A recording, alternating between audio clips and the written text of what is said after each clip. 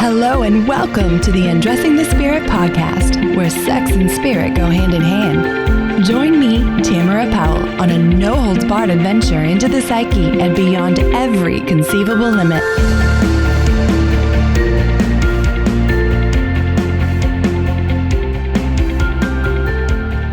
Welcome back to Undressing the Spirit. My guest today is Jess Blanche. And guys, I know I say this a lot, but I am super stoked to have her on today. If you don't know, she is the face and founder of Ignite Your Truth.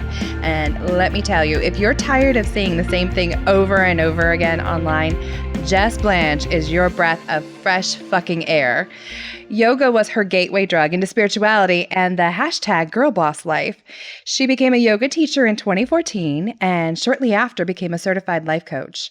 Her first year in business was spent with a network marketing company learning as much as she could about navigating the online business world. And she broke out in early 2016 to do her own thing. Now as a brand coach and mentor, Jess helps entrepreneurs get visible and go big by helping them own their truth and teaching them her unconventional and heart-driven approach to business. A rebel at heart, Jess is the real deal. She embodies a no-holds-barred authenticity and fiery spirit and hopes to impact the hearts and lives of many with her message. God, I love that. Welcome, Jess. Thank you for having me. Now, you probably don't know this, but it's funny. Like in my description of Undressing the Spirit, I say it's a no-holds-barred journey into the psyche. Awesome. Love it. So we are like synchronous sisters on this. Right. I'm so excited to talk to you today. Tell us about your like wonderful journey into like soulpreneurship, because you are an interesting mix, I gotta say. Yeah, it was a long road. So I really wasn't ever the type of person that had a lot of confidence. It's funny because ever since I was little, I always had a lot of friends and I felt like a leader from a young age, but growing up and you kind of tend to lose your confidence over the years. And so, in my 20s, I really didn't think I was capable of much more than being someone's assistant or secretary. And so really? Right. And so I was just doing service industry jobs forever. And then finally I got tired enough of that. And I thought, well, having a 9-to-5 and my own desk, that's going to be like my dream job. That's all I wanted. And I had that for a couple of years and I hated it. And so I had this moment one day sitting at my desk and I just thought there has to be more. I still feel like I'm supposed to be doing more with my life, even though I don't feel totally confident in myself. Like it's something I have to explore. And at the time I was doing a lot of yoga. So I thought, why don't I take yoga teacher training? And that was the beginning of this journey. I started yoga teacher training in fall of 2014. And it was the most empowering experience I've ever had. And it was the first time I really saw myself in a different way, that I was capable of doing anything I wanted. And so it was only about 2 weeks into yoga teacher training that I decided I wanted to go even bigger and become a life coach and really take people deeper than just the asanas on their mat. So this story is so funny. So I was searching for life coaching certifications online, and I found one that was actually specifically for yoga teachers. And when I scrolled down the page, the picture of the woman who ran that program was my yoga teacher trainer. Shut up. Right. I was thinking like, how cool, because coaching is not a regulated industry. I think that's something that a lot of people don't understand at times. And so you don't have to have a certification, but I think it's really helpful to get that in-depth training. And I didn't even know that there was such a thing as having it for like a niche for yoga instructors. That's too cool. Yeah, it was awesome. It's called Yoga to Life. It's through the Coach Training Alliance. Awesome. And so I found that program. I went straight to my yoga teacher trainer and I said, Carrie, I have to do this program. And she said, I would love to have you. Here's a scholarship. That's amazing synchronicity. So I went through that training and took another yoga teacher training, an advanced one after that. And funny enough, now I don't actually teach yoga, but it was a big part of my growth. And it was like my introduction to, like I said, my gateway to spirituality. It tuned me back into my own intuition. So from there, the story just keeps getting weirder. So I was planning to move to Ireland with my then boyfriend, now husband. And so I wanted to be able to have a job that I could work online. Because now, what? Why Ireland? My husband is a dual citizen. His mom's from Galway, and he had always wanted to live there. So we just decided to give it a shot. Yeah. So at the time, I didn't have any business or sales or marketing experience at all. So I went the safe route and started with a network marketing company. So I did that for a year and learned a whole lot about online business, what to do, what not to do. And it was about a year in with that business that I reached a leadership rank. And I noticed that once I hit that rank, a lot of people higher up in my upline were telling me what to do and how I needed to be and present myself and how I needed to speak. And that shit doesn't sit well with me. Now, did you have colored hair and tattoos this whole time? I've had tattoos this whole time. This is my first time having pink hair. Okay. Mine's been every color in the book. So awesome. I think it's one of the things that drew me to you. But I'm trying to picture you in this very strict performance-based boxes world. And it just wasn't computing in my head. So I was wondering, when did this transformation begin? So you already had the tattoos. I already had the tattoos, yeah. All right. So it was then that it hit me what my message was. And my message is that when you're yourself, that's what's going to make you successful. Your authenticity is the key. And so at that moment, I decided, all right, I have to quit this company and finally a year later start my own practice. And so it was in about March of last year that I decided to just go for it and help entrepreneurs really put who they are into their business. Yes. So much yes. And would you say that your journey through the yogic philosophy, then it's almost like your pendulum swung. So you went heavy, yin side all the way over into this very masculine, energy driven side. And now you found a way to integrate both. Yes. And that has definitely been a journey as well. My first coach that I ever worked with, she called herself at the time a business coach, but really she ended up being more of a spiritual mentor and a friend. And I'm really grateful that I had her at the beginning because she did teach me some things about business, but she really helped me connect to how I wanted my business to feel and how I wanted other people to feel when they came into contact with me. Yes. And so I started out in my business different than a lot of other people. I didn't have a newsletter or any sort of opt-ins or freebies. I really was just kind of starting with the roots of building relationships with people and really growing my audience and serving to the best of my ability. And I think that's so key because I see so many online coaches and other entrepreneurs talking about these steps, right? These so-called steps that we're supposed to take, like building the newsletter and building your email list and working on your brand. And yet they're also saying build relationships. And I don't see them navigating that very well. So what do you think makes the difference when incorporating this authenticity piece about developing relationships with others? That really changes the tone and then changes, honestly, their bottom line. Yeah. I think the most important thing is to release your ego and just be real. Oh, so hard. Because people don't want to see perfect anymore. You always hear people talking about social media that they don't want to see highlight reels.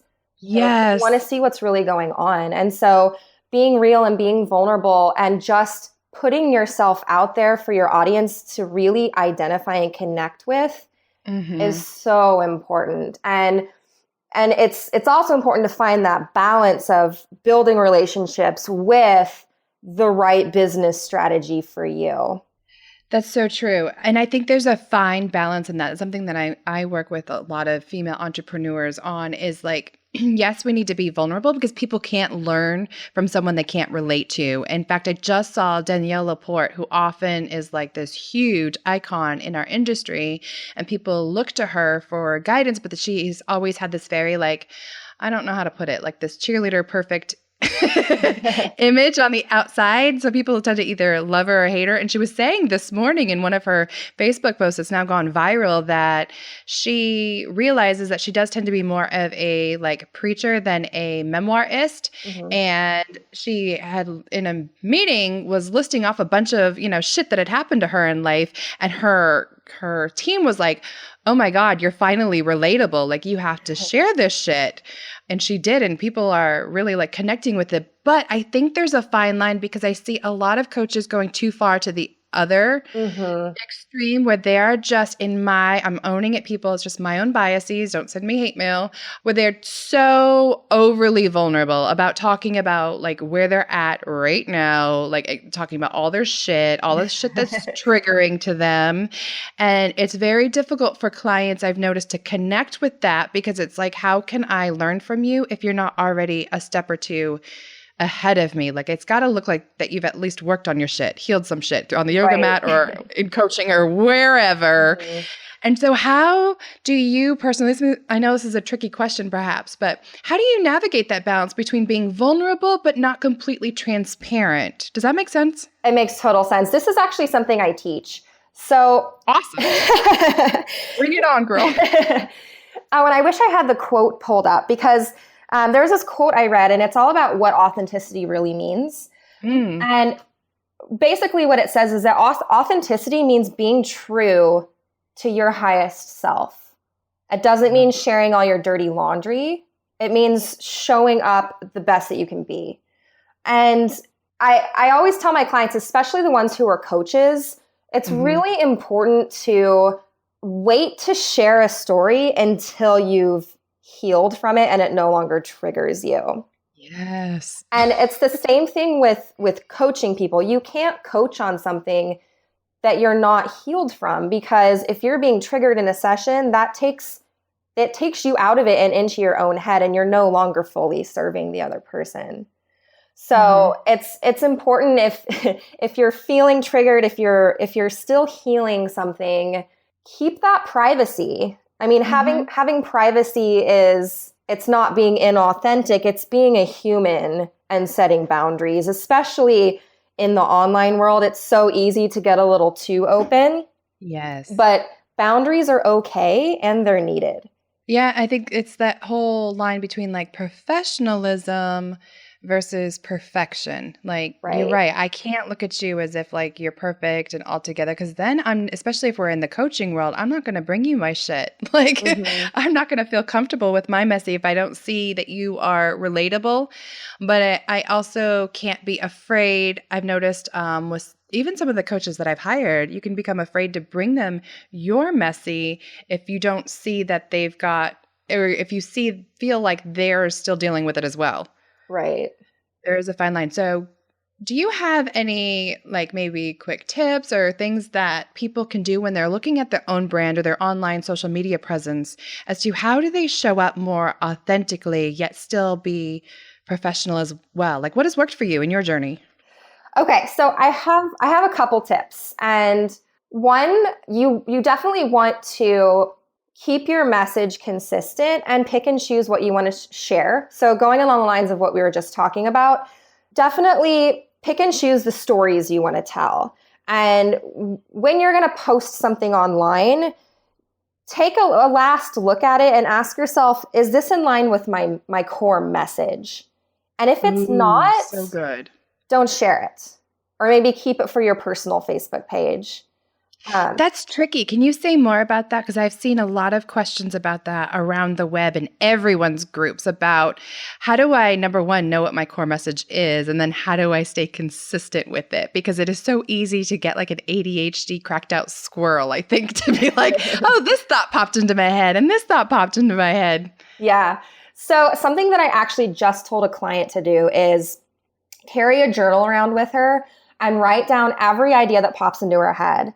And those can turn into your social media posts. But before you post them, take a look at everything. And again, like ask yourself, is this in line with what I'm really trying to say to my audience? And if it is, then go ahead and post it. And if not, then maybe keep it for another time or another space. So, so good. I know as a counselor, I actually think this applies to a lot more than just social media branding because we're people walking around, we've all got our own personal values, and it's tricky sometimes to know when do I bother bringing this up in relationships with other people, and how do I know when to make decisions, whether it's what job to take or where to go on vacation that is in, or like who to freaking date. Like, is this in, as you put it, in alignment with my core values? I think that's huge. Mm-hmm. I just see so many implications for that. Even in the spiritual world, I see people getting stuck in spiritual practices that don't really align with them. I was talking to a chick just the other day who was saying that she was in some, quote unquote, high vibe Facebook spiritual groups. And it just, she felt like the band geek in a room full of cheerleaders. It wasn't working for her. And sometimes we forget we have permission to try our own thing, just like you did, Yeah.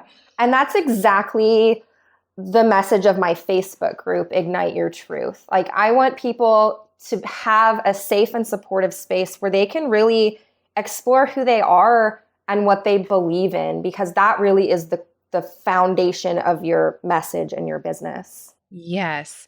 Now, I'm hoping that you will humor me and talk a little bit about your journey with law of attraction and manifestation, because it's a very empowering way of living, and yet a lot of people really seem to misunderstand what it is. So can you give us a little bit of your experience and how you conceptualize it? Yeah. So it's been hard for me, to be honest. I grew up very religious. I was actually Baptist in high school. And so I had this idea that anything I did was bad or wrong. And I thought that when I didn't get the things I wanted, it's because I was being punished or that I was being taught a lesson. Mm-hmm. And when I started doing yoga, that really opened my mind up to different ways of being spiritual. What attracted you to yoga? Because see, I went to all Baptist schools pretty much from like fourth grade on, and yoga back in the day was like considered like the gateway to the New Age movement and the Satanism. So, yeah, so awesome. how did you find yoga? I saw it around and I was too afraid to go to a class because that can be so intimidating, especially when you can't even touch your toes. It still is for me. I'm not going to lie. And so I would get DVDs and do yoga at home. Okay. And then I finally got up the nerve to take a class at my gym, and I was hooked after that. Nice. And, I think for anyone wanting to take a yoga class but is a little scared, a gym is a really great, easy place to be. It's not very pretentious at all. It's just all different types of people, all different levels, all different bodies doing yoga. Yeah. Because some of them, I'm not going to lie, y'all, they get a little I'm like, fuck, I missed the Kool-Aid bath on the way in. I didn't know that I was supposed to dress a certain way, bring my mala beads, know all the asanas. Whoops. Yeah, I'm not into any of the chanting or the singing bowls or any of that. I think they're great for a lot of people. I'm not there. It's funny, I do that without the yoga. You're the yin to my yang. And I also was interested in yoga because I used to dance when I was younger, and I missed having that in my life, but I don't have a dancer's body. So doing power yoga to music was my form of physical self-expression. So cool. So yoga started me on this path. And I started here, like, of course, I started with The Secret. I think that's kind of where everyone starts, with the law of attraction. Yeah. And, I heard about The Secret and I was like, oh, well, that's a load of bullshit. Like, things aren't just going to fall in your lap. But it got me thinking. And it took a few years, but in 2014, I found out who Abraham Hicks was. Love. And that was still a little out there for me, but I started listening and it just made sense. No, seriously, pause right there, because I got to jump in, because as someone who I grew up Assemblies of God. Like I said, went to Baptist or non-denominational schools. We were military, so wherever was closest to us. So for me, I've always been very multicultural with my spirituality, because we lived all over the place. But like, obviously, it was really rooted in Christianity until my later 20s. And when I discovered Abraham Hicks, I was like, this makes perfect fucking sense. But at the same time, there was these little voices in the back of my head going, ooh, you're just talking to demons. Because that's what my parents would have said. Like, what if this is just like taking you away from the truth? And yet, to me, their message was completely consistent with the Bible and consistent with every other sacred text, because I'm like a lover of all the things now. And it more so confirmed the universal basis behind all of us than it did individuate it. Like, I don't know if that was at all your experience, but coming from such a religious background to something that felt so, I don't know, free lovey, was a bit of a cultural shock, and yet so exciting at the same time. Yeah, and it really helped me feel like I am who I'm supposed to be, and I have more power than I could ever imagine. And I got to tell you, I struggled with the personal power thing, because I was like, well, but God's the powerful one. Like, I separated myself and God. And then this year I got to a place where I saw us as one. And so I don't actually use the word God anymore. I'll typically say source or the universe, because it's like a loving oneness is like, that's the way I can put it. And I actually tell Reformed Christians now that, to me, this is what the Bible is talking about when it says God is love. It's just pure source love energy. Like, when you hit that highest vibrational point, that's just what it feels like. Like, that's the best word we got for it. Yeah. And now I feel like I've hit this little sweet spot of manifesting. And it happened to me really recently, just a few weeks ago. And I had a moment where I realized that I didn't feel like I deserved to be happy. Whoa. Yeah.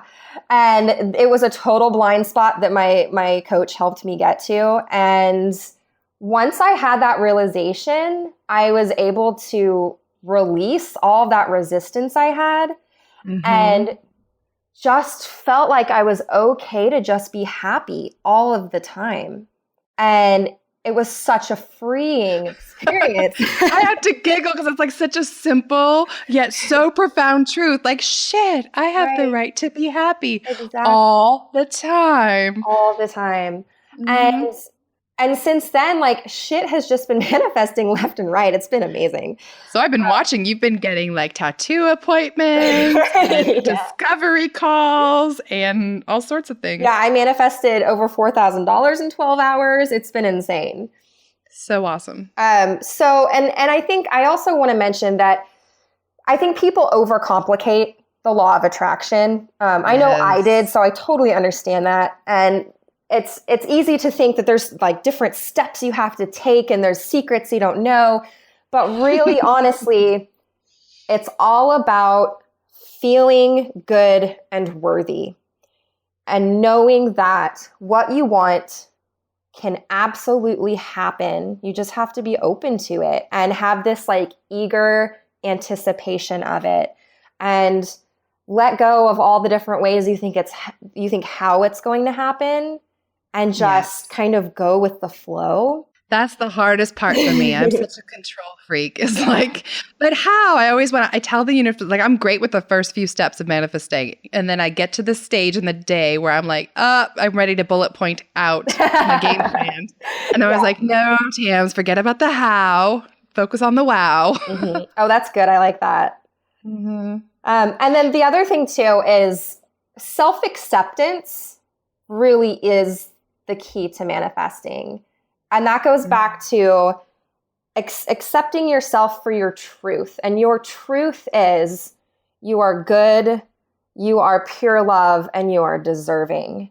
And when you can fully own and believe that, it doesn't matter if you're feeling high vibe or you have an off day. You don't have to be afraid of any negative feelings.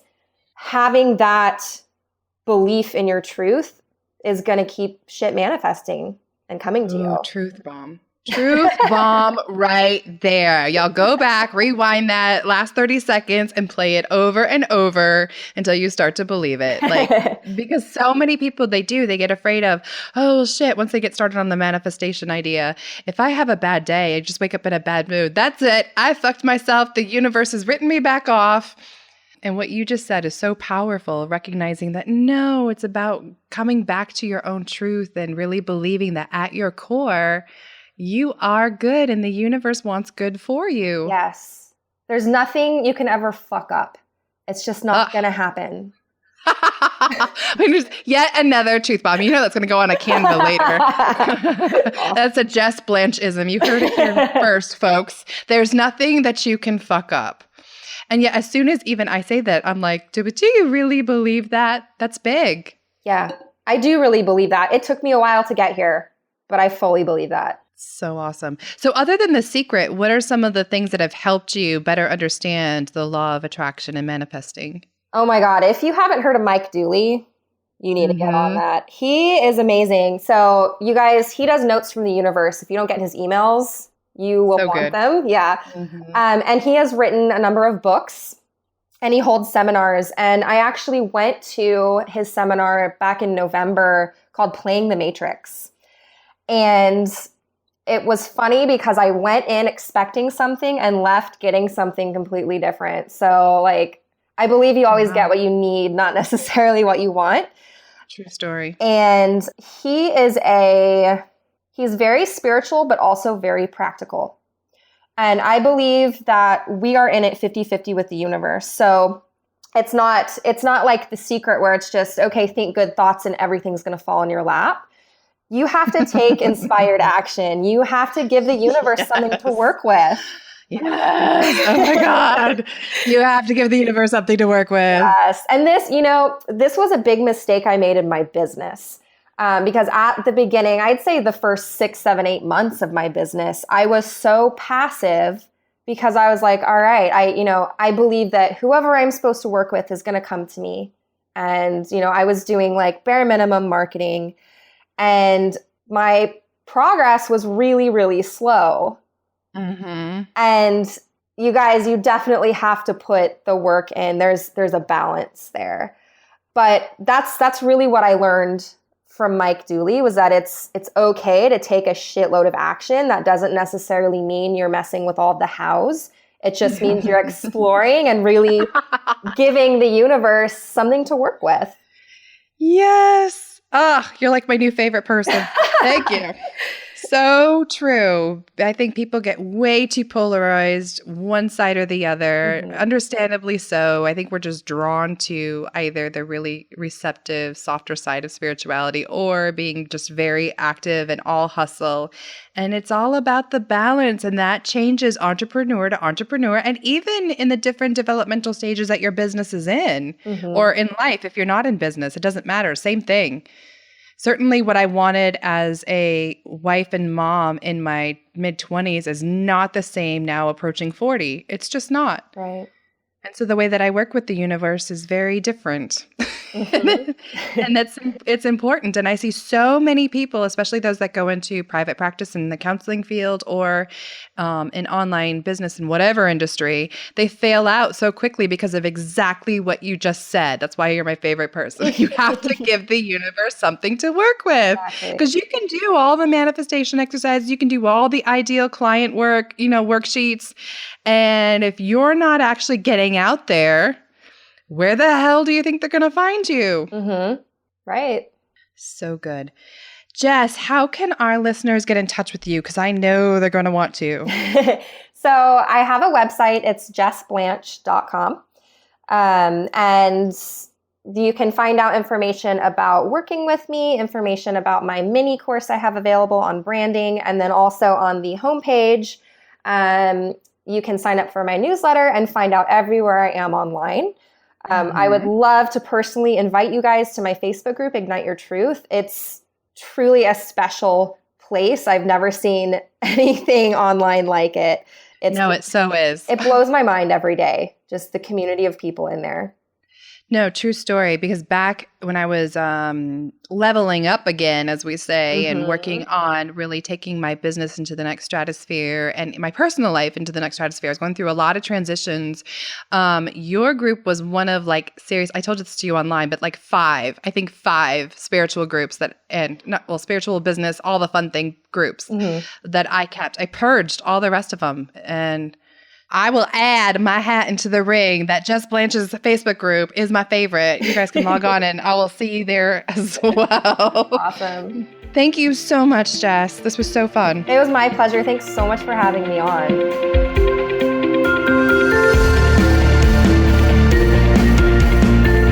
Thanks for listening to the Undressing the Spirit podcast. I pray you found some inspiration and titillation today. As always, I am forever grateful for 5-star reviews, comments, and subscriptions on iTunes and anywhere else you may be listening to this broadcast. Please note the information provided is not meant to convey professional, psychological, or medical advice. If you could use such services, I highly recommend seeking them out from someone you trust. To get in touch with me personally, please check out ariatherapy.com or talesfromatrapezoid.com. Until next time, everyone.